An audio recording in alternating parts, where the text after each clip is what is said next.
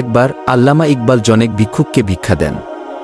লোকটি যাবার সময় তাকে দোয়া করল এই মর্মে যে মৃত্যুর পরে আপনার আত্মা যেন মহান পরমাত্মার দয়ার সাগরে মিশে যায়। ইকবাল তাকে ডেকে বললেন, বরং তুমি এই দোয়া করো যে ইকবালের আত্মা যেন বৃষ্টি বিন্দুর ন্যায় মহাসাগরে বিলীন না হয়ে তার উপরে মুক্তার ন্যায় ভেসে থাকে। এর দ্বারা মহাকবি আল্লামা ইকবাল সুফিদের প্রচারিত ভ্রান্ত আকিদার প্রতিবাদ করেছেন, যারা বলে যে সকল সৃষ্টিই সৃষ্টিকর্তার অংশ। আহাদ ও আহমাদের মধ্যে মিমের একটি পর্দা ব্যতীত কোনো পার্থক্য নেই। যত কল্লা তত আল্লাহ, তিনি নিরাকার, তিনি সবার মধ্যে সর্বত্র বিরাজমান। অথচ প্রকৃত আকিদা হল এই যে সৃষ্টি ও স্রষ্টা আলাদা দুটি সত্তা। আল্লাহর প্রতি বিশ্বাস, আনুগত্য ও কর্মপ্রচেষ্টার মাধ্যমে মানুষ আল্লাহর রঙে রঞ্জিত হতে পারে, কিন্তু সে আল্লাহর সত্তায় বিলীন হয়ে যায় না। আল্লাহ নিজ সত্তা নিয়ে আসমানের উপরে আরশে সমুন্নত, কিন্তু তার ইলম ও কুদরত সর্বত্র বিরাজমান।